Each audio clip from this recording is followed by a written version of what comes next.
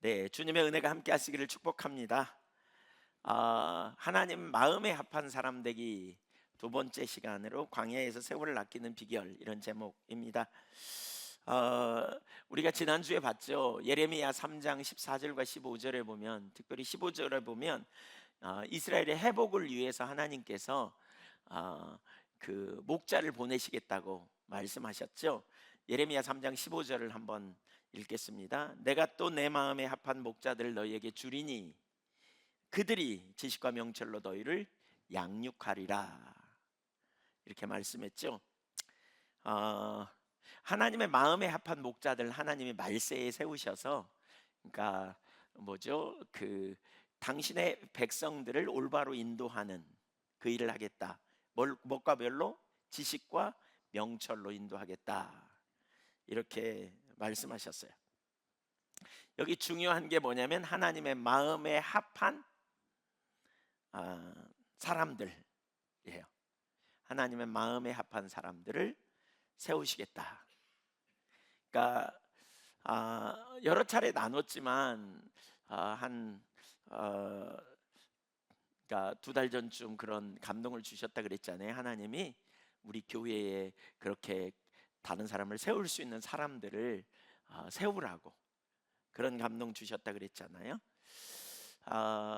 제가 목회하면서 이제 다음 세대를 세우는 비결이 뭘까, 이런 생각을 좀 해보면서 결국 사람 세우는 일이다, 이런 생각이 많이 들었어요.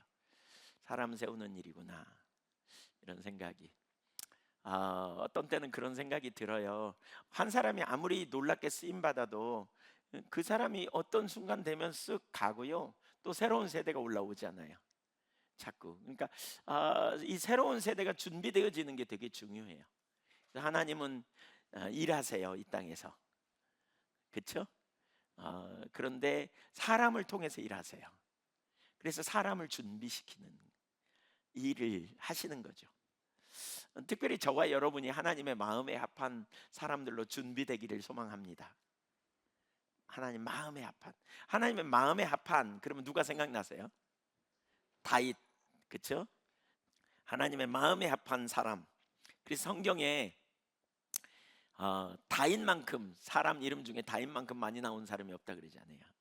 하나님이 얼마나 다윗을 좋아했는지 몰라요. 다윗. 얼마나. 그래서 다윗처럼 우리가 하나님 마음에 합한 사람이 되려면 다윗에게서 좀 배우면 좋겠다, 이런 생각이 들었어요. 그래서 지난주에 1시간 하고 마칠까 하다가 이번 주에 또 이 부분을 좀 더 나눠야 되겠다는 생각이 들어서 같이 나눕니다.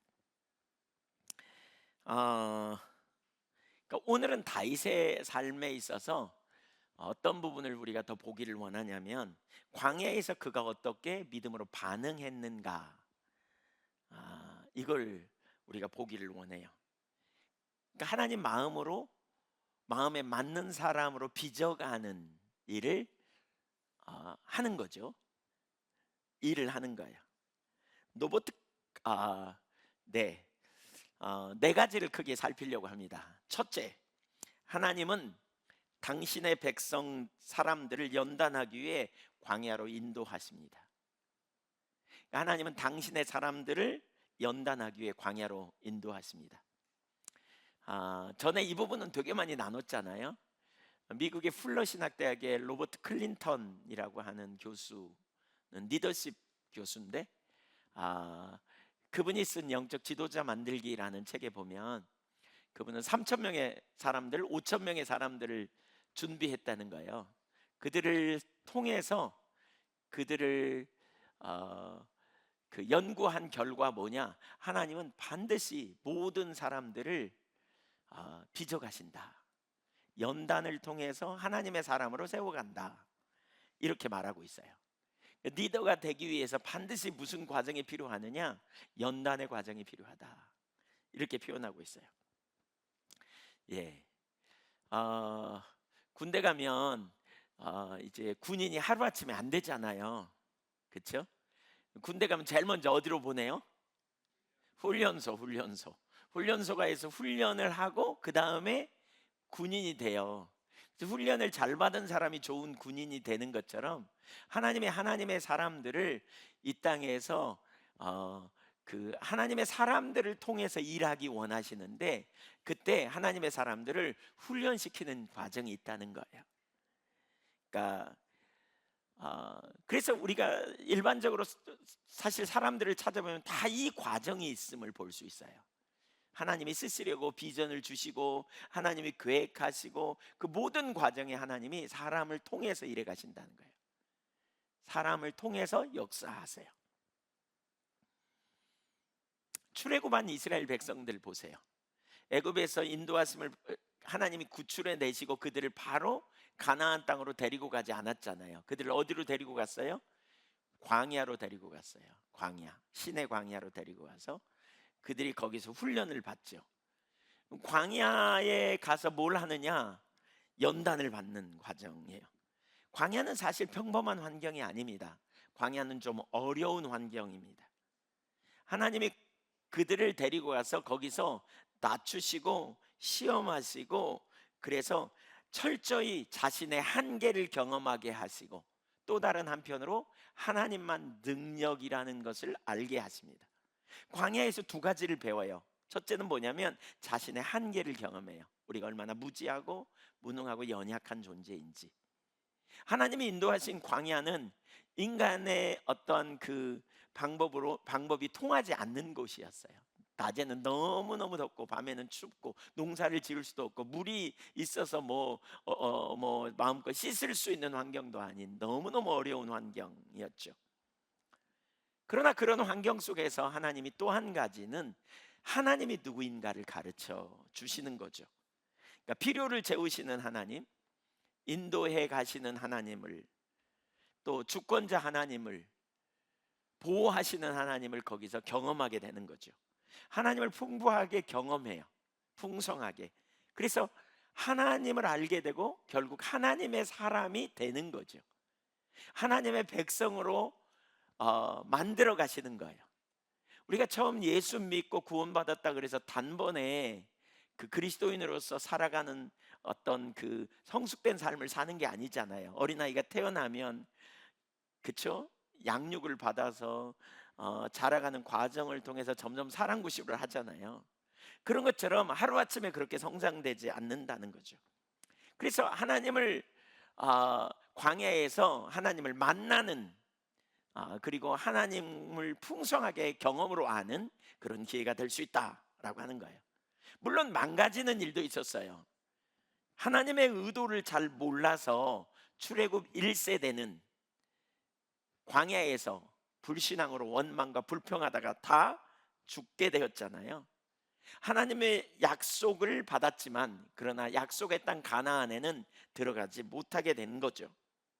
반면에 광야에서 하나님을 만난 사람은 깊은 하나님과의 만남을 경험하고 인생의 진정한 능력이 하나님께 있다는 걸 알게 되죠. 그래서 하나님을 만나면 우리 삶은 단순해져요.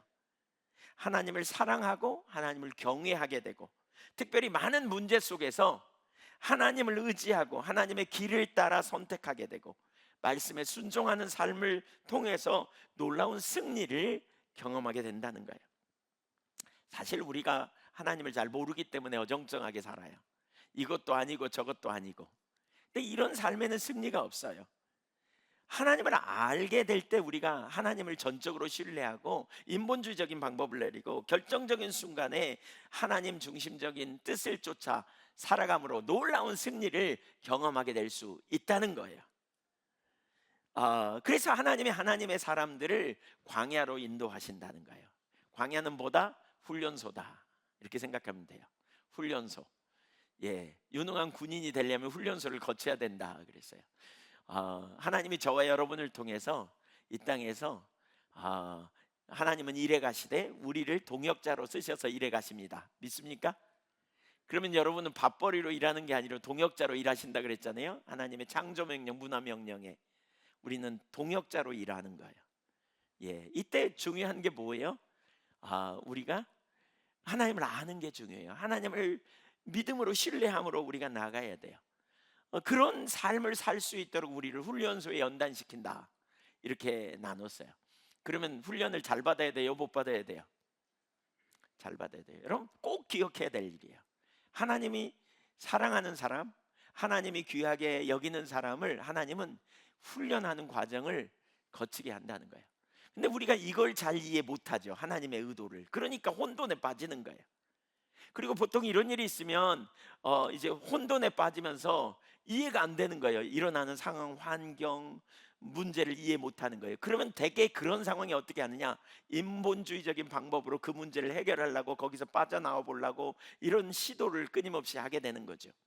다윗이 그랬어요. 다윗은 하나님께 놀랍게 쓰임 받았잖아요. 블레셋 골리앗을 때려잡고요, 블레셋 사람들을 물리쳐서 이스라엘을 위기 가운데서 건져내셨잖아요. 그런데 사울이 그를 정치적인 적으로 여겨서 죽이겠다고 쫓아다니기 시작하는 거예요. 그러니까 이해할 수 없는 일이 벌어진 거죠. 그러자 다윗이 어떻게 합니까?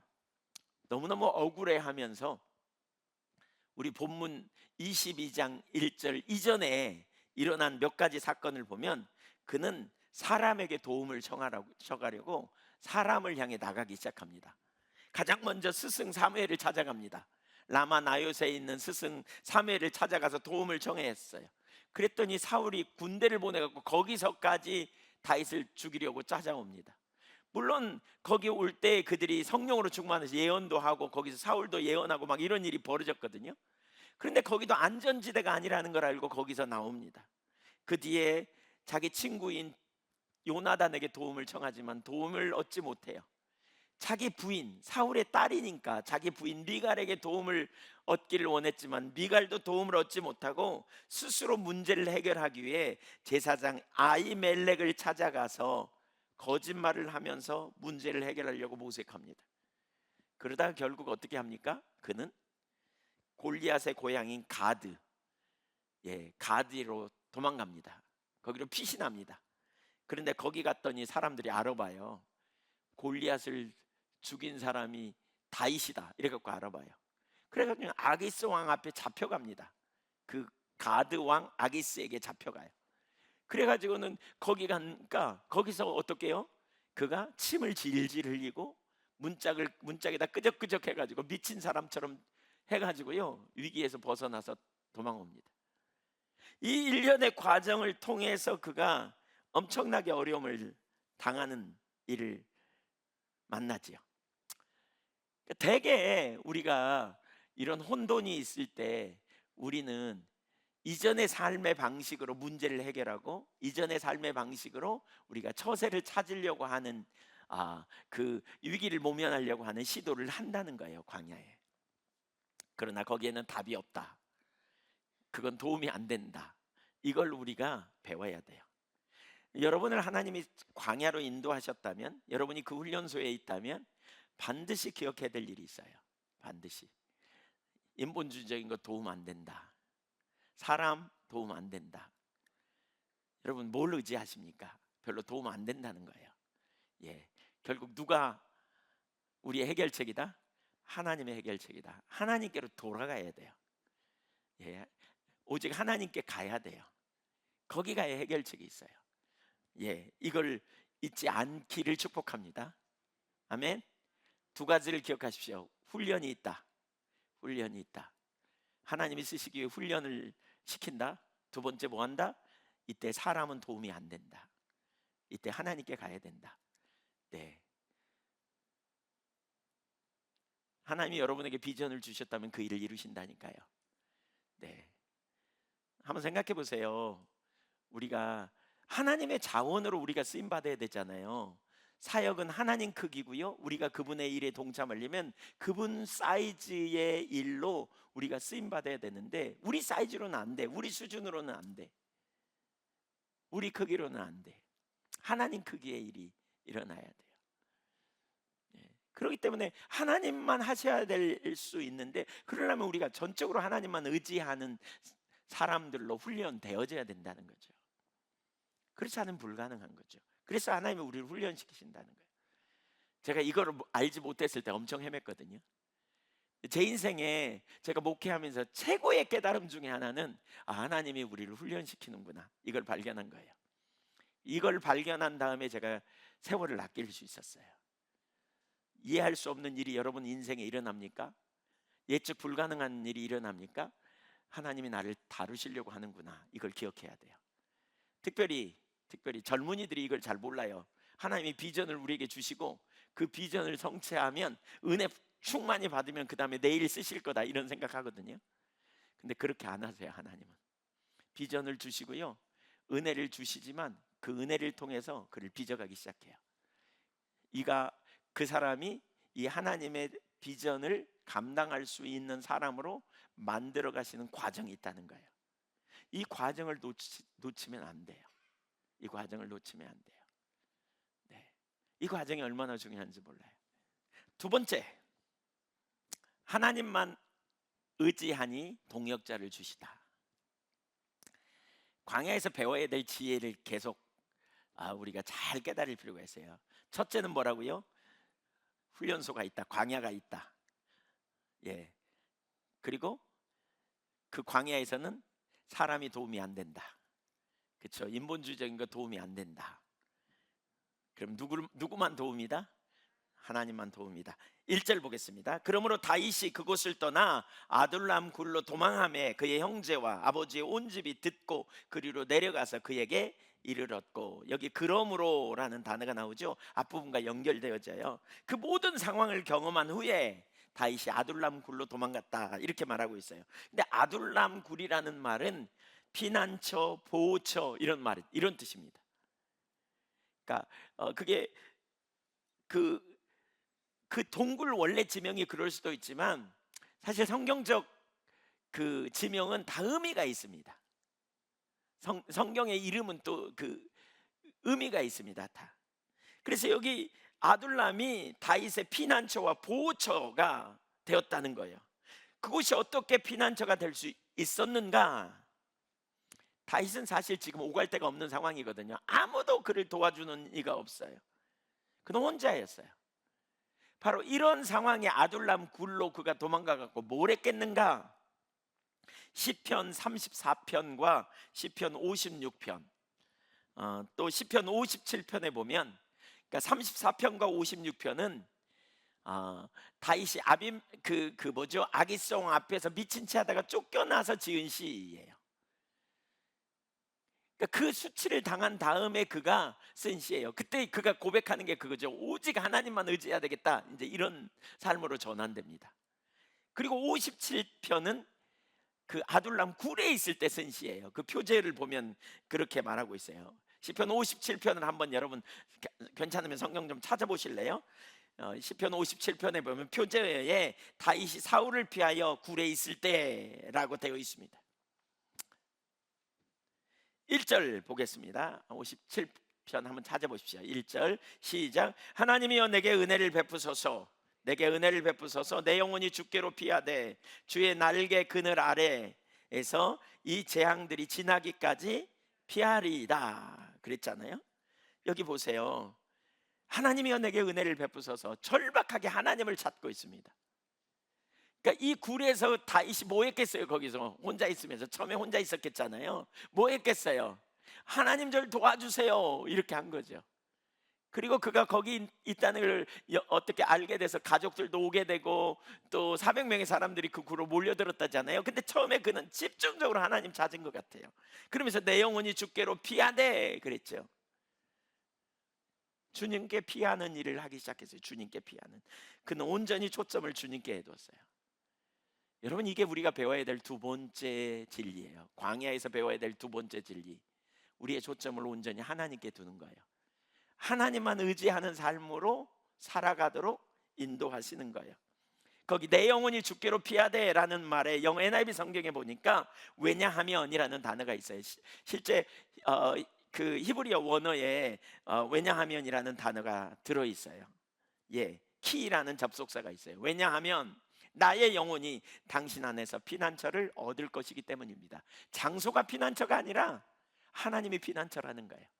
그러니까 아둘람 굴도 하나님을 피난처 삼으니까 그곳이 피난처가 된 거예요. 여러분, 주님이 함께 계시면 어디나 우리는 안식처가 되고 피난처가 될 수 있어요. 아멘. 우리 그리스도인의 특징이 뭐예요? 하나님을 의지하는 사람 아니에요. 그렇죠? 하나님을 의지한다는 건 뭐예요? 하나님을 신뢰하는 거예요. 상황과 상관없이 어떤 상황에서든지. 히브리서 4장 3절에 보면 우리에게 안식이 남아있다라고 말하면서 믿음으로 화합지 않으면 그 안식에 이르지 못한다, 이렇게 표현하고 있거든요. 믿음으로 우리는 안식에 이르는 거예요. 하나님이 우리의 보호자가 되시고, 하나님이 우리의 피난처가 되시고, 하나님이 우리의 길이 되시고, 하나님이 우리의 능력이 되시면 우리가 어떤 상황, 어떤 환경에서도 우리는 평안할 수 있어요. 그래서 우겨쌈을 당하여도 쌓이지 않고 답답한 일 당해도 낙심치 않는 사람, 이게 그리스도인의 삶이에요. 문제가 없어서 평안이 아니라 문제가 있지만 요동치지만. 그래서 다윗이 그런 고백하잖아요. 시편 23편에 사망의 음침한 골짜기를 다녀도 내가 두려워하지 않는다. 왜? 주께서 나와 함께 하시기 때문에. 지팡이와 막대기로 나를 보호하시기 때문에. 원수의 목전에서 내게 상을 베풀어 주실 것을 알기 때문에. 이게 뭡니까? 이게 샬롬 아닙니까? 이게 평강입니다. 우리가 이 땅에서 누리는 평강은요, 환경과 상관없이 누리는 거예요. 하나님이 함께 계시는데 뭐가 두렵냐는 거예요. 하나님이 내 능력인데, 하나님이 우리를 구원하실 건데, 하나님이 우리를 돌보실 건데, 그 안식이 우리의 삶에 있어야 돼요. 이게 어쩌다 한 번이 아니고요, 이게 빈번하게, 이게 매 순간마다 우리의 삶에 경험되고, 이 삶을 우리가 누리고, 이 삶이 우리의 삶의 실제적인 능력이 되고, 그 실제적인 경험을 우리가 할 수 있어야 된다는 거죠. 그는 한때 사람 붙들었잖아요. 근데 이제 사람 놓고요, 하나님 붙잡아요. 이게 광야로 인도하시는 목적이에요. 광야에서, 바꿔 말하면 훈련소에서 우리가 배워야 될 목적이에요. 어떤 분은 이렇게 말해요. 언제 훈련이 끝나냐고, 언제 연단이 끝나냐고. 일찍 끝날 수도 있고 늦게 끝날 수도 있다. 훈련의 목적이 이루어져야 돼요. 막 평생 연단이 계속되는 것 같아요, 막 그러잖아요. 우리가 빗나가면 또 훈련이 되는 거죠. 그래서 우리가 있어야 될 자리가 어딘가 보세요, 여러분. 그리스도인은 하나님 의지하고 살아야 돼요. 주님이 우리의 힘이 되시고, 주님이 우리 길이 되시고, 주님이 우리의 능력이 되세요. 피난처 되신 주님의 보호막 아래 날마다 거하는 저와 여러분이 되기를 축복합니다. 한 번씩, 일회용으로 한 번씩, 가끔, 이거 말고요, 그게 우리의 삶에 늘 있어야 될 자리라는 거예요. 거기가 하나님을 나의 피난처 삼고, 나의 힘 삼고, 나의 의 삼고, 늘상 거하는 삶. 어떻게 우리가 그 자리에 있는가? 하나님을 의지하는 자리로 다윗처럼 나가야 돼요. 2절 3절 같이 읽어볼까요?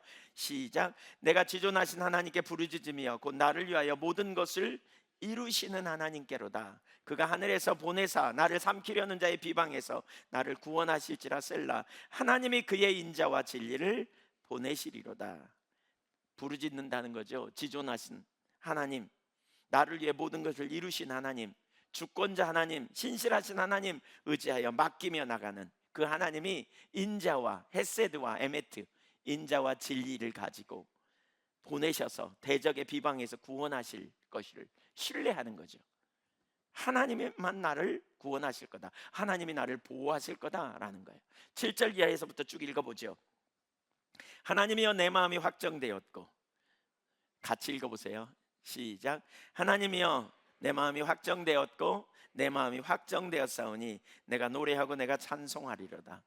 내 마음이 확정되고 확정되었사오니. 우리 이런 찬양 있잖아요. 이 시예요. 이 시. 확정했대. 여러분, 확정하시기를 축복합니다.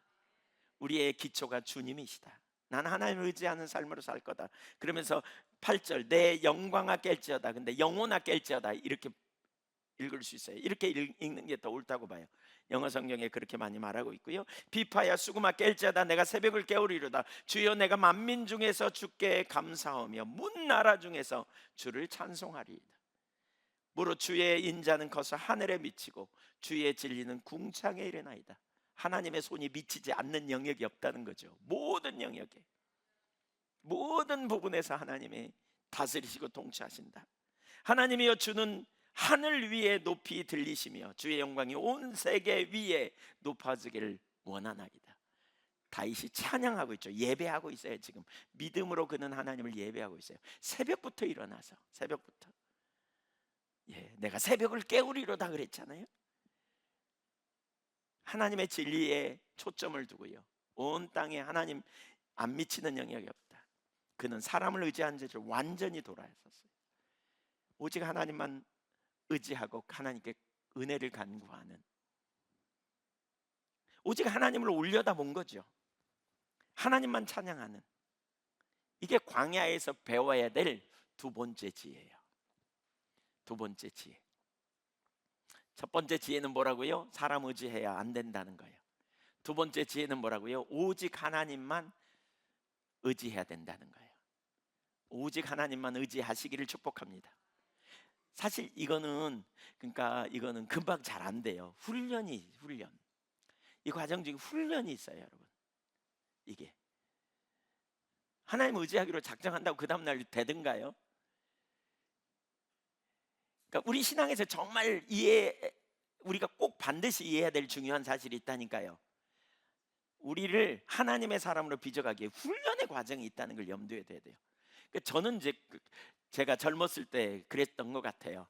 하나님이 우리를 쓰신다. 보통 많은 사람들이 이렇게 말해요. 우리를 쓰신다 그러면 어떻게 해요? 비전을 주셨다? 그러면 금방 하나님이 자기를 쓰시려고 생각한 줄 알아요. 과거에 제가 대구의 어느 교회에, 아니 기도원에 집회를 갔어요. 그랬더니 그 기도원 원장님 아들이 신학을 마쳤대요. 근데 하나님이 자기를 사도들처럼 쓰신다 그랬대요. 그래서 그게 뭐냐고, 그래서 하나님이 우리 그 전도사님을 통해서 이렇게 교회를 많이 세우고 교회에 큰 영향력을 미치는 사람으로 쓰시려고 그러나 보다고 그랬더니 그 다음 날부터 이분이 사도가 됐어, 자기가. 그래가지고 그 전날은 그냥 내려서 그냥 문도 열어주고 막 오면 막 그러더니 그 다음에는 태도가 싹 변한 거 있죠. 예, 뭐 문 열어달라 그 말은 아니었지만, 예. 그래서 제가 그렇게 얘기했죠. 사도가 되려면 근데 죽어야 된다고 그랬어요.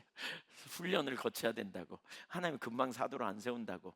하나님이 부르신 사람들 보라고 금방 쓰신 사람 있냐고. 최소한 7년에서 13년까지 이렇게 하나님 앞에 다양하게 훈련받은 사람들이라고. 그냥 쓰는 게 아니에요. 갑자기 은혜 주셔갖고 그렇게 쓰임받은 사람은 일회용이에요. 혹은 단기간에 쓰임받고 나중에 폐기 처분되는 것 같아요. 오래 못 쓰임받아요. 왜냐하면 은혜로 한순간 쓰임받지만 그 다음에 자기중심으로 쏙 돌아가면, 금방 자기중심적인 자리에 돌아가면 이기적이고, 그리고 굴림하려고 그러고, 그리고 섬기는 자리가 아니라 정말 자기가 뭔가 된 줄 알고 깝죽거리다가 금방 하나님 앞에 버림받게 되는 거죠. 사울 보세요. 놀라운 기름 부음을 받았지만 오래 못 가지 않아요? 예. 그래서 하나님께 쓰임 받을 때 하나님이 빚으신다니까요. 뭘 빚어요? 내 마음과 육체에 원하는 욕망대로 살아가던 나를 하나님 말씀대로 살아가는 세대로 바꾸고요, 눈에 보이는 걸 의지하던 나를 하나님만 의지하는 세대로 바꾸놓고요, 이런 전환을 통해서 우리를 빚어가시는 거죠. 하나님이 이 자리를 인도하세요. 예, 이 자리를 인도하세요. 그래서 저는 제가 젊은이들에게 되게 관심을 갖는 것 중에 하나가 이거거든요. 이걸 빨리 깨달아서 훈련해야 된다는 거예요. 빨리. 믿음의 세대가 하루아침에 세워지는 게 아니잖아요. 믿음도 훈련이 필요하다 그랬잖아요. 예, 그 다음에 더 잘하게 되잖아요. 믿음은 근육과 같다. 사용하면 사용할수록 잘하거든요. 그러니까 자꾸 믿음의 자리에 있을 때 훈련해야 돼요. 자꾸 마음과 육체에 원하는 욕망이 아니라 진리를 따라서 자꾸 순종해서 악한 습관이 변하여 선한 습관으로 전환되는 일이 일어나야 돼요. 인격이 변화되고 하나님의 쓰시기에 합당한 사람으로 우리를 빚어가는 그 일이 일어난다는 거예요. 그 일이. 이거 예측 못하면, 하나님 엄청난 은혜를 받았는데 그 다음에 사울과 같은, 다윗과 같은 이런 억울한 일을 당하면 이해가 안 되는 거죠. 혼돈에 빠지고요, 하나님이 나를 안 사랑해서 그러나 혼돈에 빠지고 넘어질 수도 있어요. 이걸 기억해야 돼요. 하나님이 여러분에게 비전을 주셨다. 특별히 우리 젊은이들 잘 기억하세요. 근데 저는 하나님이 우리 모든 예한교회 모든 지체들을 쓰시기 원한다고 믿어요. 아멘. 그럼 뭐 하겠어요? 우리를 하나님의 사람으로 빚어가신다니까요. 이걸 염두에 둬야 돼요. 이거 염두에 둬야 돼요. 다윗이 이렇게 사람 의지하는 데 돌아서서 하나님 의지하게 되니까요, 하나님이 그를 사람을 붙이시기 시작합니다. 그러자 드디어 그에게 사람을 붙이시기 시작합니다. 그의 부모님이 그에게 오고요, 7 형들이 그에게 오고요, 그 다음에 무슨 일이 벌어져요? 2절을 보세요. 2절 같이 읽어볼까요? 환난당한 모든 자와 빚진 모든 자와 마음이 원통한 자가 다 그에게로 모였고 그는 그들의 우두머리가 되었는데 그와 함께한 자가 400명가량이었더라. 비로소 그가 리더가 되는 거예요. 리더가 됐습니다. 하나님이 그를 리더로 세웁니다. 리더. 이 역설이에요. 내가 잡으려고 할 때 결코 잡을 수가 없어요. 내가 그것을 내려야 하나님을 의지하고 하나님을 붙들어요. 그래서 내가 내려야 해요. 내가 내리면 주님께서 나에게 맡겨줘요. 그가 사람을 내려놓게 되자 그는 더 이상 외롭지 않게 된 거죠. 그와 함께할 사람들이 그에게 모였고 그의 군사가 되었잖아요. 그와 동역자가 그에게 붙여진 거예요. 우리가 사람을 의지하여 누군가에 집착하면 그가 우리를 자꾸 실망시킵니다. 그리고 우리의 삶에 자꾸 떠납니다. 물질에 집착하면 물질이 떠나가고 실망시키고, 사람을 의지하면 사람이 실망시키고 떠나갑니다. 그러나 내가 내려놓고 주님을 붙들면 주님이 우리에게 필요한 순간에 물질도 주시고 필요한 순간에 사람도 붙이세요. 믿으십니까? 여러분 뭘 붙잡으실 겁니까?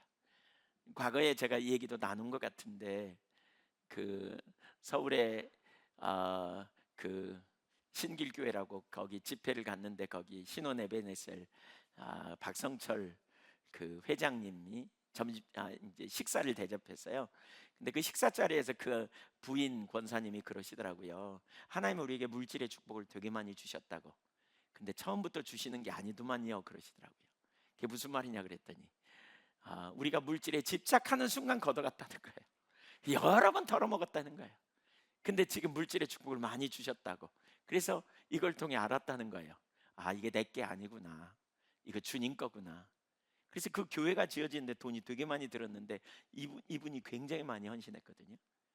우리 여기 그 죽천 광림교회 그 어린이를 위한 그런 그 공부방 짓는데 거기 그 얘기 하니까 거기 7천만 원인가 7,500만 원인가 아마 이렇게 들었는지 잘 모르겠는데 당장에 그분이 그냥 단번에 5천만 원을 보내주셔가지고요, 묻지도 따지지도 않고 5천만 원을 보내가지고 거기 짓게 하셨어요. 이렇게. 그러니까 내 게 아니라는 거예요. 그러니까 내려놓으니까 하나님이 주십디다 이런 거죠. 예, 뭘 의지하세요, 여러분? 우리 광야에서 배워야 될 게 이거예요. 내려놓아야 돼요. 그리고 하나님만 의지하는 거예요. 하나님만 붙들 수 있기를 축복합니다. 어떤 사람이 내게 굉장히 도움이 될 것 같고 저 사람이면 잘 해줄 수 있을 것 같고 그렇게 사람 바라보면 결국 실망해요. 하나님이 우리를 다루실 때 그런 일을 하거든요. 내가 의지했던 그 사람이 나를 실망시켜요. 그러니까 사람 아니고 주님을 보게 하는 거죠. 주님을 끊임없이 주님 의지하게 하는 거예요. 내려놓자 그러니까 물질이고 뭐고 다 던져버리라 그 얘기가 아니에요. 물질이 있어야 돼요. 그렇죠? 인간관계도 필요해요. 근데 그걸 의지하는 것이 문제라는 거죠. 의지하려는 중심의 태도가 문제라는 거예요. 그게 아니고 주님이 능력이라니까요. 아멘. 광야에서는 그거 안 통해요. 여러분 광야에서 돈 많이 갖고 광야 가보세요. 그 사막에서 돈이 무슨 필요가 있겠어요. 거기 살 곳이 없는데, 슈퍼마켓이 없는데 무슨 필요가 있겠냐고요. 오직 하나님만 필요한 거예요. 하나님만. 그런 세대로 우리가 세워져 가는 거예요. 자꾸 놓는 거예요. 주님 중심으로. 네. 그랬더니 하나님께서 400명의 사람들을 그에게 보내주셨잖아요. 그들이 다윗에게 모인 것을 가만히 한번 좀 묵상해 볼 필요가 있어요. 400명의 사람들이 다윗을 뭘 보고 왔을까요? 돈 보고 왔어요? 권력을 보고 왔어요? 이 다음에 이 사람 따라다니면 한 자리 차지할 거야, 이거 보고 왔을까요? 아니에요. 그들은 사울에게 한결같이, 다윗처럼 한결같이 사울에게 어려움 당한 사람들이에요. 그래서 다윗에게 나온 거예요. 그래서 어려움 당한 사람, 환난 당한 사람, 고통 당한 빚진 자, 마음이 온통한 자, 이런 사람. 남자들만 400명이었기 때문에 실상은 훨씬 더 많은 사람들이 모였을 거예요. 예, 사실 이들은 정말 쉽지 않은 사람들이었을 거예요. 상처가 많은 사람들은 이렇게 항상 뭔가 움츠리는 게 있거든요. 왜냐하면 피해 의식이 기본적으로 있기 때문에. 그래서 어떤 사람이 내게 말할 때도 과잉 해석하기도 하고요. 그래서 자꾸 다투고 오해하고 혼돈을 겪게 되죠. 고지 듣기가 어려워요. 고지곳대로 안 들어요. 그냥 왜곡돼서 자꾸 듣는. 그래서 정말 많은 은혜가 필요했을까요? 그러니까 정말 다윗 은혜가 되게 많이 필요했을 것 같아요. 절실하게 은혜를 구했겠죠. 그럼 왜 이런 사람을 그 옆에 두셨을까요? 다윗을 리더로 세우기 위한 훈련이었어요. 여러분, 하나님이 다루실 때는요, 광야는 별 경험을 다 합니다. 그렇다면 훈련소기 때문에 이런저런 경험이 우연이라고 여기면 안 돼요. 그 모든 상황에서 훈련을 잘 받는 거예요. 예, 사람 원망하지 말아야 돼요. 주어진 옆에 있는 사람 잘 섬기는 거예요. 잘 받아들이는 거예요. 그래서 리더로 폭을 넓히는 거예요. 내가 좋아하는 사람만 섬기도록 두셨다면 우리는 너무 쉽겠죠. 그러나 원통한 자, 마음 상한 자, 이런 사람들을 다윗은 섬기는 사람으로 세우려고 그런 사람들을 옆에 붙이셨다, 이렇게 볼 수 있어요. 그런데 아세요? 그들이 다윗의 원수가 아니었어요. 사실 이들이 누굽니까? 다윗과 일생을 함께한 다윗의 충신들이 됩니다. 이들이. 그들이 변하니까 누가 됐어요? 다음 세대의, 다음 그 새로운 세대의 왕국의 핵심 일꾼이 됩니다. 이들이. 놀랍게도 이들은 정말 놀라운 다윗의 그러한 용사들이 돼요. 근데 참 재밌는 거 한 가지는요, 우리가 생각해 보면 이들이 자신들의 인생에 문제가 없었다면 다윗에게 왔을까요? 안 왔을까요? 그 아둘람굴에 뭐 먹을 거 있다고 오겠어요? 그 쫓기는, 사울의 미움 받아서 쫓기는 다윗에게 뭐 얻어먹을 게 있다고 오겠느냐고요? 안 왔을 거예요. 그래서 기득권을 가진 자, 편안한 자는 절대 안 왔어요. 억울한 자, 빚진 자들만 왔어요. 당시 다윗은 차기 왕이 될 거라고 하는 사실을 아무도 몰랐거든요. 그러나 결국 왕이 되었고, 그때 온 사람들은 그의 인생에 대박 난 거죠. 그렇죠? 놀라운 축복을 경험하게 됐잖아요. 오늘날 우리가 마찬가지예요. 우리도 주님 만나기, 많은 사람들이 주님을 어떻게 만납니까? 편안한 사람 주님 잘 안 찾습니다. 언제 만나요? 어려운 사람이 주님 찾습니다. 위기를 통해서 주님을 만납니다. 평탄할 땐 주님을 찾다가 위기가 오면 결국 주님을 찾고 만나고 그 이후의 삶이 달라지죠. 왜 꼭 어려움이 와야 할까요? 하나님 나라의 가치가 안 보이기 때문에 그래요. 예, 처음부터 다윗과 같은 사람이 이 다음에 왕이 될 거라는 사실이 소문이 났고, 그를 하나님이 세우실 거다, 이제 반드시 그는 좀 있으면 왕 될 거다, 이러면요 꽤 힘 있는 사람이 다윗에게 붙었을 거예요. 유력자들이 붙었을 거예요. 근데 그런 사람 한 명도 안 왔어요. 왜? 다윗의 가치가 가려졌기 때문에 그래요. 하나님 나라의 가치를 몰라요, 사람들이. 그래서 문제 없고 평안하면 잘 안 찾아. 하나님 나라 안 찾아. 어려움이 오고 위기가 오니까, 자기 인생이 흔들리고 어려운 경험이 오니까 그때서 하나님 나라를 구하고 찾으러 나가는 거죠. 그런 의미에서 본다면 위기는, 고난은 우리에게 유익이라는 거예요. 하나님 나라가 얼마나 값진지 모르기 때문에, 영광을 이 땅에서 보지 못하기 때문에 잘 나갈 때는 하나님 안 찾다가 위기가 오고 어려움이 오니까 그때서 하나님을 찾는 거죠. 예수 믿는 사람들 중에서 정말 많은 분들이 그러잖아요. 그날에 얻어질 영광이 무엇인지 이론으로 알 뿐이에요. 그래서 그 나라를 사모하지 않고 그 나라에 소망을 두고 전부를 거는 삶을 잘 살지 못하게 되는 거죠. 너무나 이 땅이 좋기 때문에. 만일 그 나라의 영광을 안다면 우리는 모든 걸 걸고 주님을 따를 거예요. 그걸 모르니까 예수 믿는다고 하면서 여전히 주님께 전부를 걸지 않는 거죠. 마음으로는 하나님의 뜻을 쫓아 행한다 그러면서 여전히 세상적인 방법으로 가는 거죠. 여전히 인본주의적인 방법을 동원해 가는 거죠. 자기 길로 행하는 거죠. 하나님 의지하지 않고 세속적인 방법을 쓰고 인간적인 수단을 쓰고, 그래서 뺑뺑이를 더 도는 거예요. 광야에, 훈련소에 여전히 남아있는 거예요. 뭐가 좀 되는 것 같다가 다시 원위치 되고 이제로 가는 거예요. 심각한 거죠. 개인적으로 저는 어떤 데는 가슴이 답답해요. 죄송합니다, 목사로서. 저를 보면서 그런 게 아니고 오늘날 환경을 보면서 우리 교회를 생각할 때 그럴 때가 있어요. 철로 평행선처럼 신앙생활 하는 분들이 적지 않은 것 같아요. 철로 평행선 알죠? 주님이 우리에게 원하는 건 뭐예요? 의지하래요. 주님을 사랑하고 주님을 의지하래요. 여기 의지한다는 말이 뭐라고 그랬다고요? 다바크, 들러붙으라는 거예요. 이렇게 거리 두지 말라는 거예요. 들러붙으래요. 근데 우리는 거리를 두고 신앙생활해요. 이만큼 거리를 두고. 나름대로 참 열심히 하고 헌신하지만 주님의 말씀에 주님을 온전히 의지하여 주님의 길로 행하지 않아요. 어떤 순간이 되면 적당히 인본주의적인 방법 쓰고 적당히 세상적인 방법 가지고 살아가는 거예요. 일정한 거리를 유지하고 믿음이 좋은 것 같지만 하나님 편에서 볼 땐 여전히 나눠진 상태로 있는 이 선을 뛰어넘어야 돼요. 하나님이 왜 우리를 광야에 그냥 두시느냐? 여전히 그 자리에 머물러 있기 때문에 그러는 거예요. 여전히 주님께 정말 전부를 걸고 주님을 쫓아가는 자리에 우리를 서도록 초청하시는 거죠. 제가 지난 수요일 날 우리 그런 부분이 너무 그날을 좀 마음이 답답하기도 하고 정말 하나님 강력하게 초청하시는 것 같더라고요. 우리가 어디에 있어야 되는지, 우리가 존재를 다해 하나님 사랑하고 하나님만 의지하는 자리에 서야 하는데 여전히 시간이 지나도, 특별히 그날 새벽에 기도할 때 하나님께서 그런 부분을 많이 보게 하셨어요. 리더들, 이한교회 리더들, 저를 포함해서 우리 장로님들, 권사님들 진심이냐고 물으셨어요. 저한테. 진심. 너 진심으로 나를 찾냐? 진심으로 기도하냐? 진심으로 찬양하냐? 말씀 앞에 진심으로 접근하냐?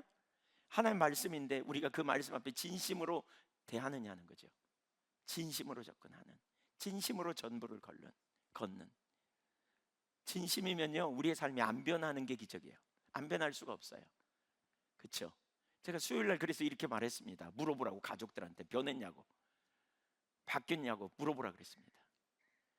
여러분 집에 가시고도 오늘 물어보세요.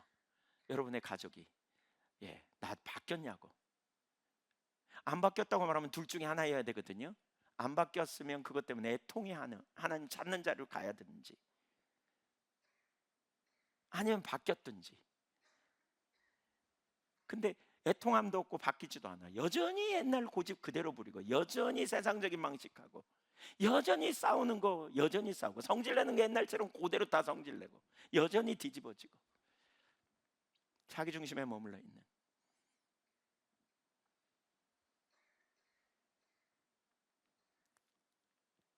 이런 거를 비춰주시는데요 제가 죽을 것 같더라고요.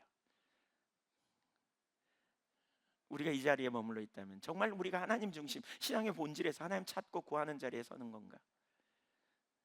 하나님 우리를 향한 의도가 뭔가? 이한교회를 세우시겠다고 할 때 우리를 세우겠다는 거거든요. 우리 자신이 변화되고 새로워지기를 원하는 거죠. 하나님의 사람이 되기를 원하는 거예요. 하나님만 의지하는 세대로 세워지기를 원하는 거예요. 그런데 이 어떤 순간에 여전히 인본주의적인 방법으로, 여전히 세상적인 가치관으로, 세상적인 기준을 가지고 우리가 다른 사람을 대하고 다른 사람을 평가하고 판단하고 여전히 하나 되지 못하는 거죠. 가정 안에서 하나 되지 못하고 부부간에 하나 되지 못하고 여전히 그 자리에 맨날 쳇바퀴 돌듯이 은혜 된통 받았다 그러는데 여전히 그 자리 가면 이건 전혀 아닌 거죠. 우리를 이 삶으로 하나님 바꾸라고 그러시는 것 같아요. 진심이냐고 물어봐서 진심. 애들 표현으로 그 말을 어떻게 묻냐 그랬더니 찐이라 그러지. 찐 친구, 찐 사랑. 찐이냐? 이렇게 물어본다면 찐. 요즘 애들 말로. 하나님 앞에 찐이세요? 여러분 아까 찬양할 때 찐으로 하셨어요? 가사 하나하나를 하나님 앞에 진짜 고백하는 마음으로 기도할 때 찐으로 하셨어요? 설교를 들으면서 지금 찐으로 하나님 말씀으로 듣고 계세요? 이 삶이 있는지 존중히 여기는 거죠. 그게 우리 주님을 존중히 여기는 거예요. 살아계신 주님, 능치 못함이 없는 주님. 입술의 고백과 삶은 다른 차원이죠. 이게 훈련되어져야 될 영역이라는 거죠. 우리가 훈련돼야 될 영역. 정직하게 하나님 앞에 고백하고 또 우리가 그렇게 은혜를 구하는 자리에 가는. 다윗에게 아둘람 굴에 모인 사람들처럼 전적으로 하나님께 걸면서 나오지 않으면 우리가 하나님 앞에 훈련되지 않아요. 하나님 모르기 때문에 그래요. 그래서 하나님께서 우리에게 환난을 허락하시고 시험을 허락하셔서 이 땅에서 항복하게 하시는 거예요. 하나님께 나오게 하시는 거예요. 하나님만 의지하게 하시는 거예요. 그것을 알지 못하면 우리는 만나는 환경, 이해할 수 없는 문제를 불행으로 여기고 원망과 불평으로 끝나요. 그런데 바로 환난과 고난과 핍박, 위기 이런 것들을 통해서 우리를 주님께 찾게 하고 주님만 의지하는 세대로 세우는 것은 정말 놀라운 축복이라는 거죠. 그들은 모르고 왔어요, 다윗에게. 근데 알고 봤더니 다윗이 왕이 되네.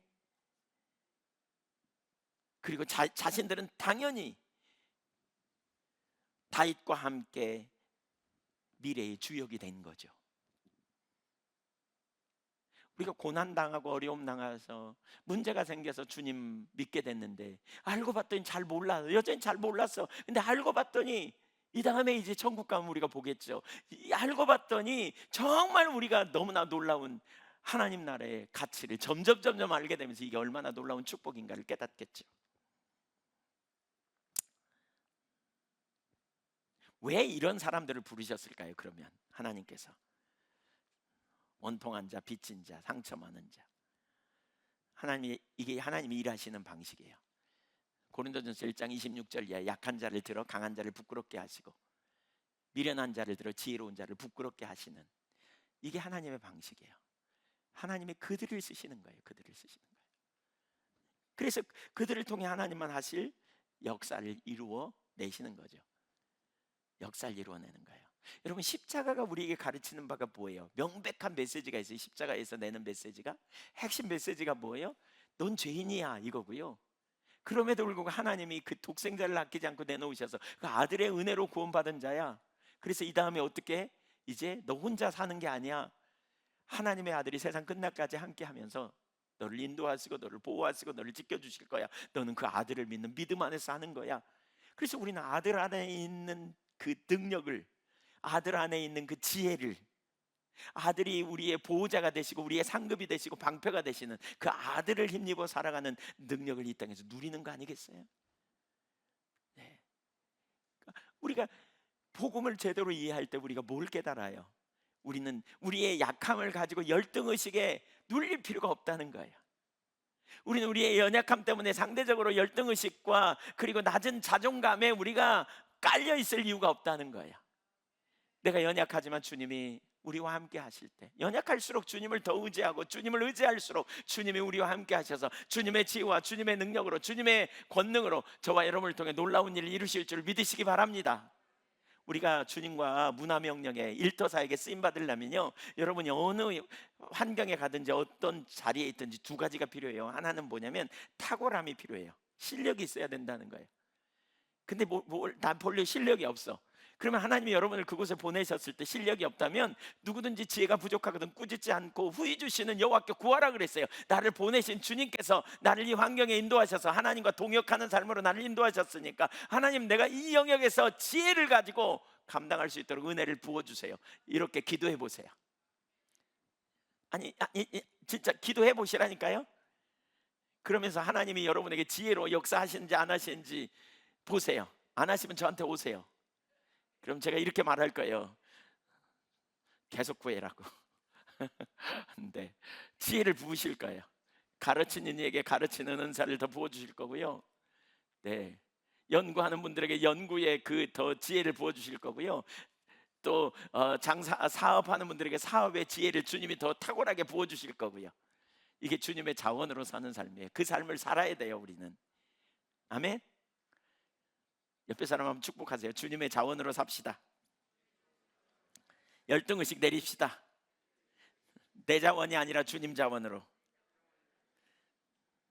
주님은 능치 못함이 없어요. 맞죠? 네, 이걸 우리가 배워야 돼요. 이걸 우리가 배워야 돼요. 배워야 돼요. 우리가 몇 가지를 지금 나누고 있어요. 첫 번째는 광야가 있다, 훈련소가 있다. 두 번째, 거기서 배워야 될 중요한 진리 중에 하나는, 광야에서 배워야 될 중요한 진리가 있는데 그 중에 첫 번째는 뭐예요? 사람 의지할 거 없다. 사람 의지해봤자 안 된다, 광야에서는. 두 번째로는 뭐예요? 하나님만 의지해야 된다. 하나님만. 그러니까 여러분, 하나님만 의지하는 훈련은 반복입니까? 이례적입니까?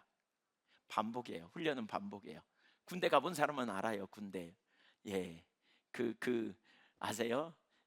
사격 훈련하는 걸 PRI라 그러거든요. 영어의 약자예요. PRI. 예, 이렇게. 근데 그걸 뭐라고 말하냐면 피가 나고 알이 배기고 이가 갈린다, 이렇게 말해요. 예, 왜냐하면 하도 엎드려 쏴 그러면 일어나 가지고 엎드리는 자세 취하면 또 다시 바로 그러면 일어나요. 또 엎드려 쏴 그러면 또 엎드려. 그냥 나중에 이런 데 다 까지고요. 얼마나 뻐근한지 몰라. 하루 종일 그 짓만 하고 있으니 피가 나고 알이 배기고 이가 갈린다는 말이 저절로 나오죠. 왜 그렇게 할까요? 익숙하게 하려고, 몸에 배게 하려고. 훈련이에요, 훈련. 그러니까 세월을 아끼는 비결이 뭐냐면 이걸 훈련하는 거예요. 내가 인본주의적인 방법 자꾸 내리고 하나님 주권 아래 들어가는 훈련. 아멘. 네, 우리 젊은 세대가 특별히 그런 훈련이 빨리빨리 돼야 되겠어요. 네, 이런 훈련 전적으로. 세 번째, 하나님의 길을 찾으면서 최선의 길을 택하다. 3절 4절을 보겠습니다. 같이 읽겠습니다. 나의 부모가 나와서 당신들과 함께 있기를 하기를 청하나이다 하고 부모를 인도하여 모압 왕 앞에 나아갔더니 그들은 다윗이 요새에 있을 동안에 모압 왕과 함께 있었더라. 다윗은 요단강 동쪽의 모압 땅으로 갔습니다. 피난 갔습니다. 그가 아둘람 굴에 있을 때 부모 형제가 그에게 왔고요. 그는 부모 형제를 보호하기 위해 모압에 갔습니다. 그 문맥상 보면 문맥을 보면 그래요. 그가 이렇게 말하거든요. 나의 부모가 나와서 당신들과 함께 있기를 청하나이다. 또 부모를 인도하여 모압 왕 앞에 나아갔다. 이런 표현이 있죠. 이게 뭐예요? 부모를 위한 책임감이 있어요. 우리가 이제 배워야 될 또 한 가지의 진리예요. 하나님이 우리를 훈련시킬 때 가족에 대한 책임성을 가져야 돼요. 주변을 무시하면 안 돼요. 가족에 대한 책임감을 우리는 가지려고 해야 돼요. 여기서 우리가 배울 필요가 있는 거죠.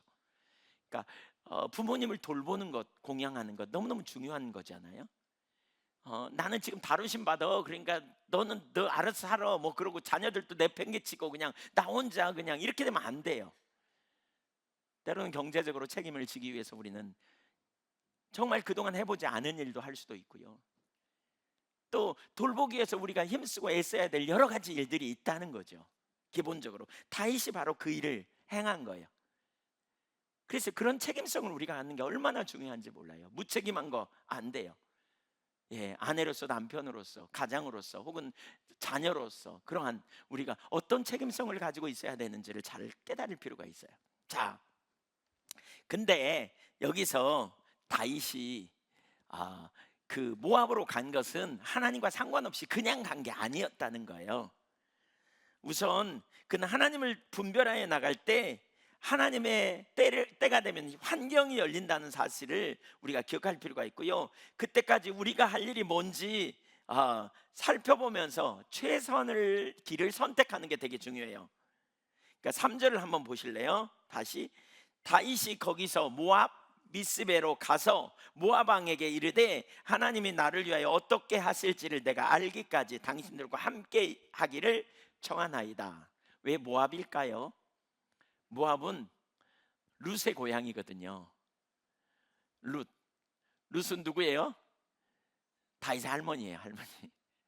그러니까 룻의 고향을 간 거예요. 룻의 고향. 그래서 보아스가 이새를 낳고 이새가 다윗을 낳고 그랬잖아요. 그러니까 그 모압은 남이 아니에요. 특별히 이새에게는 모압이 이렇게 먼 땅이 아니었을 거예요. 친척 아는 사람도 있었고 그랬을 거거든요. 예, 그랬을 거예요. 그러니까 그 모압으로 간 것 같아요. 근데 그가 하나님과 상관없이 간 것이 아니라, 그러니까 자기 생각에 옳은 대로 간 게 아니라 인도하심을 구했던 것 같아요. 그래서 이렇게 말하죠. 다윗이 모압 미스베로 가서 왕에게 말하되 뭐라 그랬어요? 하나님이 나를 위하여 어떻게 하실지를 내가 알기까지 당신들과 함께 있기를 청하나이다 그랬어요. 되게 중요한 게 이거예요. 세 가지를 여기서 볼 수 있는데 그 말에서 첫째는 아둘람굴에서 하나님의 인도를 구했다는 거죠. 그러나 아직 응답이 오지 않은 거예요. 그래서 우선 모압으로 갔어요. 왜? 우선 당장 가족을 돌볼 책임으로 보호할 수단이 뭔가 자기가 생각할 때 최선의 길이 뭘까를 생각하며 모압으로 갔던 것 같아요. 우선 하나는 하나님의 응답이 속히 오지 않으니까. 두 번째, 그는 응답이 올 것에 대한 확신을 가지고 있었다는 거예요. 분명히 하나님께서 나를 위해 어떻게 하실지 내가 알게 될 것이다. 그래서 그때를 기다린 거죠. 세 번째, 그때가 되면 내가 반드시 하나님의 인도하심을 따라가겠다, 믿음의 순종을 하겠다, 이런 결단을 갖는 거예요. 그러니까 여기서 우리가 배울 중요한 한 가지가 있어요. 하나님이 우리를 훈련소에 데려다 놓고 금방금방 인도하면 얼마나 좋아요. 근데 금방금방 안 해. 또 우리가 하나님과 친밀한 교제 가운데서 금방 하나님의 인도를 막 받는 훈련이 잘 된 것도 아니야. 어떤 때는 여러분도 경험하시지만 하나님의 음성을 막 어떻게 해요? 막 그리고 기다리고 찾지만 하나님 금방 말씀하세요, 안 하세요? 하실 때도 있지만 안 하실 때가 훨씬 많아요. 그렇죠? 바로 그런 순간에 뭔가를 해야 될 때 최선의 길을 찾는 거예요, 내가 생각할 때. 그러나 내 초점은 항상 누구에게? 주님께 두는 거예요. 하나님의 말씀하시면 내가 가다가 그 자리에서 돌이키겠다, 이런 결단을 가지고 가는 거예요. 그러니까 가만히 있는 게 아니에요. 그냥 하나님 움직이시지 않아서 그냥 가만히 있어요 이러고 있는 게 아니에요. 보호하고 나름대로 살 길을 찾아서 움직였어요, 다윗은. 그렇지만 하나님의 뜻을 따라가려고 한 거죠. 그래서 저는 이런 기도 많이 했습니다. 하나님, 제가 이렇게 선택하지만 혹시 하나님 뜻이 아니면 저에게 알게 해주세요. 제가 즉각 돌이키기를 원해요. 그래서 하나님의 뜻이라고 여겨지는 것을 최선을 다해서 행하는 거죠. 가장 좋은 길이 어딘지 행해요. 그러나 항상 더 민감함을 가지고 주님의 음성에 귀를 기울이는 거죠. 그리고 주님의 뜻일 때 전환하는 자리로 가는, 이게 우리가 광야에서 훈련하는, 훈련소에서 배워야 될 중요한 진리 중에 하나예요. 세 번째 진리, 세 번째 진리, 다윗을 통해 배우시기를 축복합니다. 가족에 대한 책임감, 우리가 있는 자리에 두신 책임감 무책임하게 하면 안 돼요. 하나님 다루시다 무책임하면 안 돼. 주신 환경 무책임하면 안 돼. 내게 주신 환경, 그 환경 나에게 돌보도록 붙이신 거야. 나를 그 자리에 두신 거예요. 그걸 그냥 나 못해요. 나 부모님 나 못 돌봐요. 부모님이 별로 저 안 좋아하셨죠? 나 안 돌볼래요. 나 부모님 몰라요. 형들 나 함부로 안 했지? 함부로 했지? 나 형들하고 나 사이 안 좋으니까 나 형들 안 섬길래. 이렇게 하지 않았어요. 하나님이 다윗을 우두머리로 세웠다니까요. 그러니까 그 환경 속에서 최선의 길이 뭔지를 찾은 거예요. 책임성을 가지고. 이게 리더십이죠. 리더십. 그래서 리더 아리를 하고 빚어지고 400명의 사람들이 거기 있었으니 얼마나 힘들었겠어요. 얼마나. 그런 가운데 최선의 길을 찾아서 하나님의 인도를 따라 나가는 이 자세가 우리가 배워야 될 세 번째, 광야에서 배워야 될 세 번째 진리다 라는 거예요. 첫째가 뭐라고요? 광야에서는 인본적인 거 의지해서는 안 된다. 도움이 안 된다. 되는 것 같지만 도움이 안 돼요. 두 번째, 하나님만 의지해야 된다. 세 번째, 어떻게 해요? 가족에 대한 책임을 다하고 나아가되 그때그때 하나님의 길을 따르려고 초점을, 중심을 두고 나아가되, 때로는 금방 뭐가 인도하심이 없다면 내가 생각하면 여러 가지 지식을 동원하여 최선의 길을 선택하는 거죠. 그러나 항상 우리의 초점은 누구에게 있다? 하나님의 길에 있다. 말씀하시면 언제든지 돌이키겠다. 여러분, 이러한 훈련이 여러분에게 있기를 축복합니다. 이거 뭐예요? 하나님 없이 선택하는 게 아니에요. 그러나 살아야 되잖아요. 그러니까 그 순간에 어떤 선택을 해야 될지 어떤 때는 잘 모르지만 최선의 길을 선택하면서 초점은 항상 주님의 음성을 듣는 귀에 민감하게 듣는 거죠. 주님의 말씀 듣는 데 민감해야 돼요. 그래야 이웃을 통해 말하기도 하고요, 환경을 통해 말하기도 해요. 여러분의 가족이 말하는 소리도 하나님의 음성으로 들릴 수 있어야 돼요.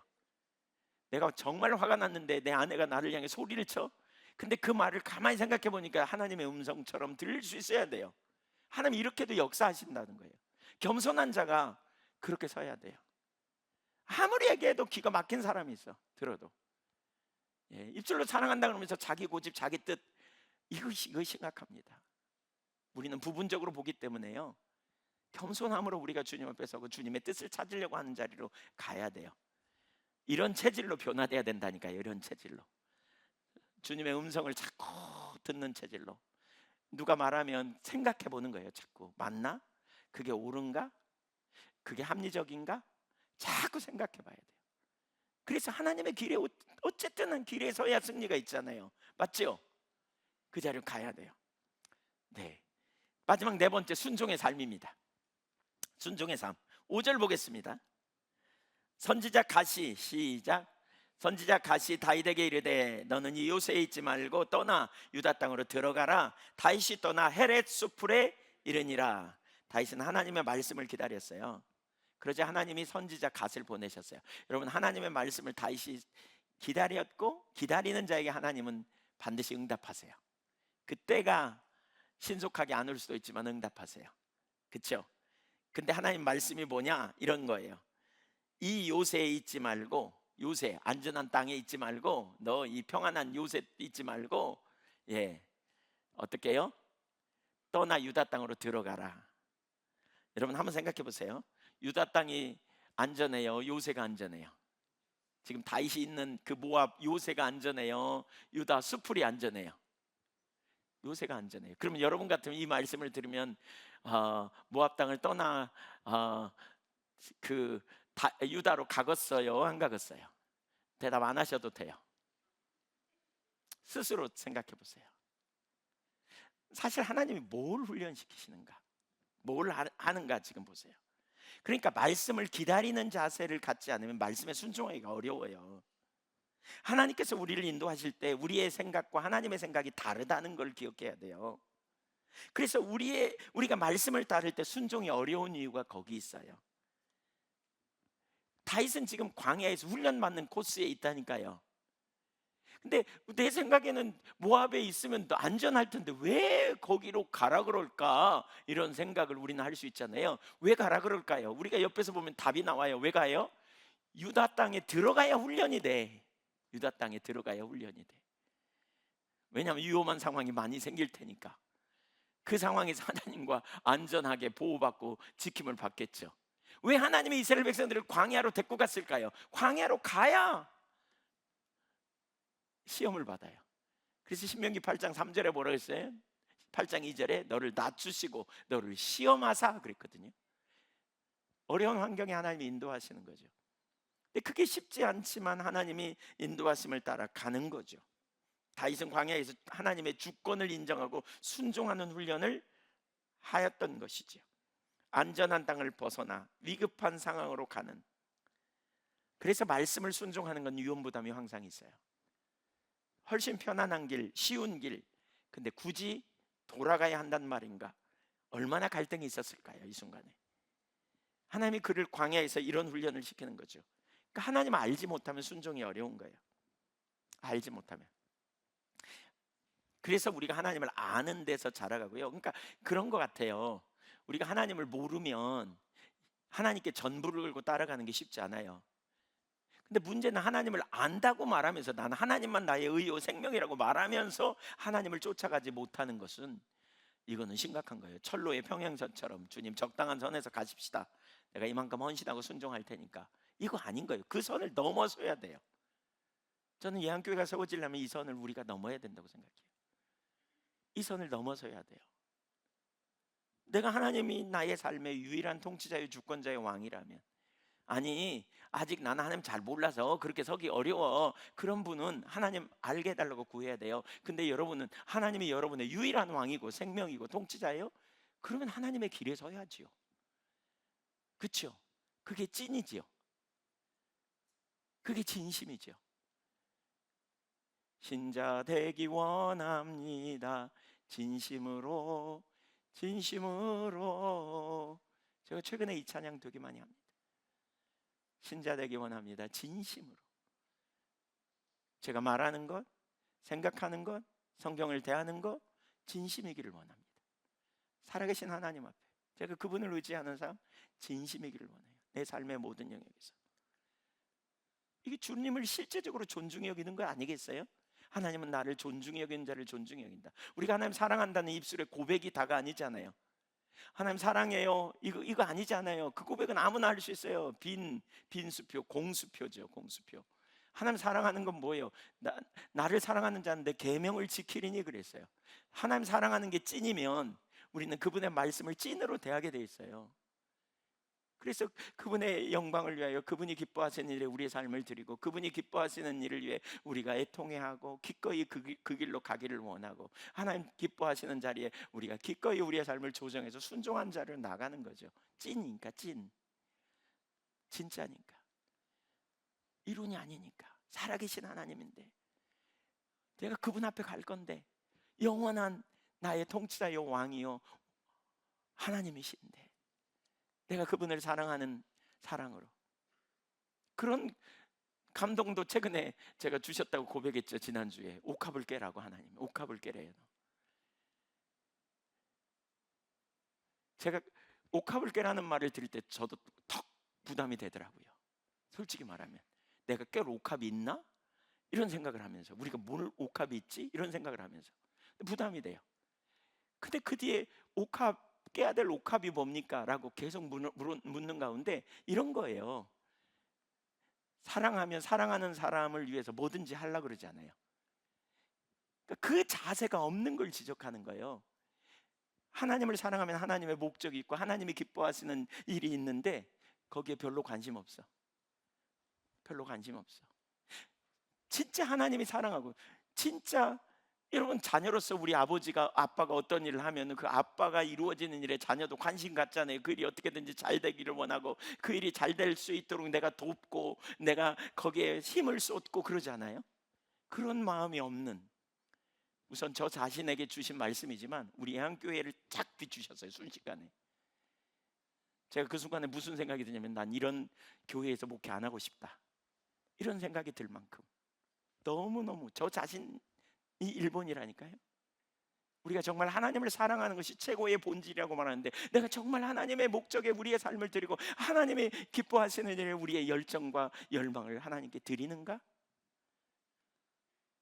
정말 내가 하나님 뜻이 이루어진 일에 기꺼이 내 삶을 헌신하고 기꺼이 하나님 영광을 위해 내가 살기를 원하는 마음이 있는가?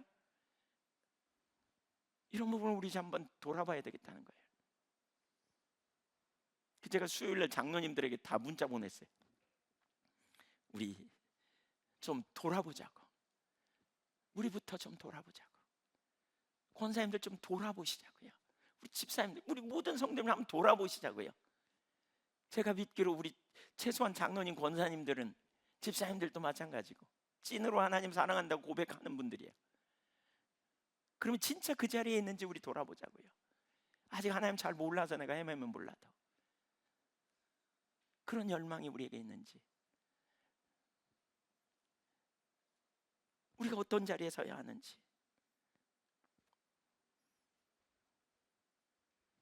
우리 본성은 아니라고 편안하고 자기중심적인 자리에 있는 거가 너무 익숙해요. 저부터도 그래요. 그래서 하나님 말씀에 우리가 순종하는 게 어려워요. 나를 사랑하는 자는 내 계명을 지키리니, 나를 사랑하는 자는 내 계명을 들으리니. 하나님 말씀을 들어요. 듣는 게 뭐예요? 순종을 가요. 요새 안락한 자리에 머물러 있지 않아요. 하나님이 기뻐하시는 삶을 위해 내 삶을 드리고 헌신하고 하나님 나라와 영광을 위해서 우리가 가는 거죠. 만약 다윗이 그곳에 머물러 있었다면 어떻게 됐을까요? 그는 더 이상 하나님 음성을 듣지 못했을 거예요. 하나님 말씀하시다가 안 들으면 침묵하시거든요. 여러분의 모압이 어디입니까? 하나님이 여러분의 모압에서 일어나 나오라고 그러지 않습니까? 어디가 안전한 곳입니까? 어디가 피난처입니까? 어디를 요새 삼습니까? 무엇을 요새 삼습니까? 지난번에 어떤 분과 제가 통화하면서 우연히 알게 됐어요. 소유가 적지 않더라고요, 나름대로. 근데 겉으로는 완전히 죽는 소리예요. 깜짝 놀랐어요. 도움이 없이는 살 수 없는 것처럼 얘기해요. 근데 어떤 경로를 통해서 그분의 소유가 적지 않은 걸 알았어요. 제가 너무 충격을 받았어요. 나름대로 의지할 돈을 의지하면서도 여전히 돈 하는 거죠. 하나님 나라 백성으로서 어디에 초점이 있는지. 전 정말 그분을 도와야 된다는 생각이 너무너무 제 마음이 그 얘기를 듣고 조급했거든요. 근데 다른 경로를 통해서 그분이 그렇게 힘들 만큼 삶은 아닌 걸 알았어요. 그럼에도 불구하고 거기에 여전히 초점이 가 있는 비극이죠. 비극. 누가 우리의 안전 피난처인가? 무엇이 우리의 힘인가? 그게 많고 적고의 문제가 아니에요. 많이 있는 거 좋아요. 돈 많이 있으면 좋죠. 재물도 많이 있으면 좋죠. 근데 이걸 나의 피난처로 삼고 요새로 삼고 있지 않은가? 우리가 봐야 된다는 거죠. 무엇이 나의 피난처인가?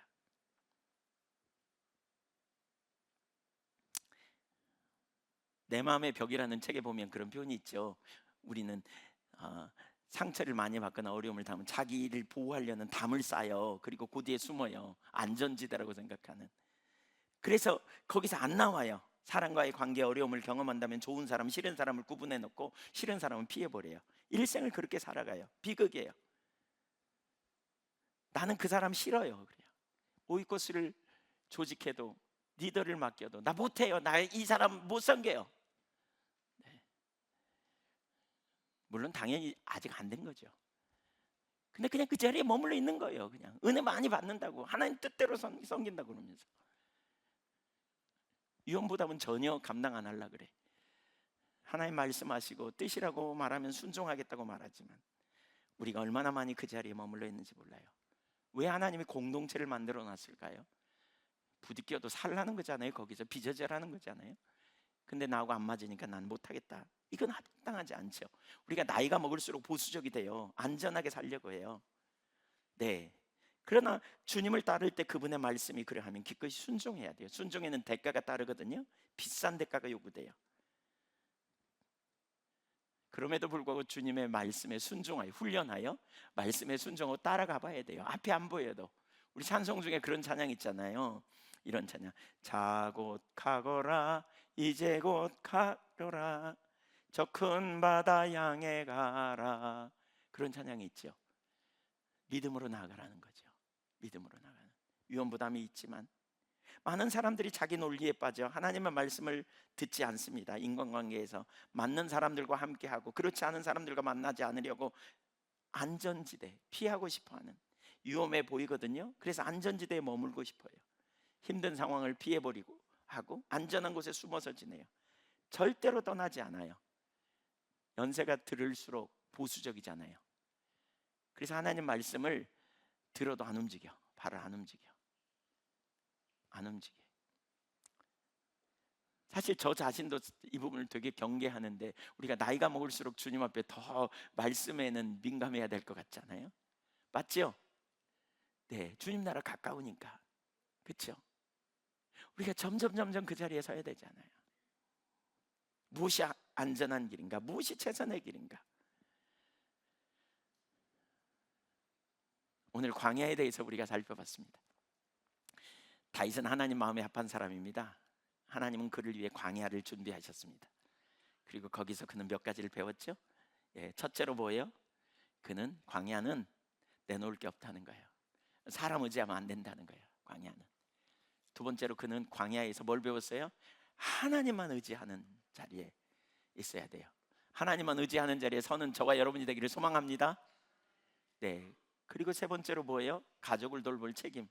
그 일을 위해서 최선의 길을 찾되 철저히 하나님의 길에만 승리가 있다. 이걸 보인 거예요. 우리가 세월을 아껴서 자꾸 여러분 만나는 모든 상황, 모든 환경에서 마음과 육체 원하는 욕망이 아니라 내 욕심, 내 감정, 과거의 상처가 아니라 하나님의 말씀을 따라 삶을 조정해가는, 하루하루 살아가는 믿음의 종들이 다 되시기를 주님의 이름으로 축원합니다. 그리고 말씀하시면 순종하는 거예요. 그 순종에는 대가가 있어요. 위험 부담이 있어요. 그러나 순종은 따라가는 거예요. 손해를 볼지라도. 그래야 하나님을 경험으로 알게 돼요.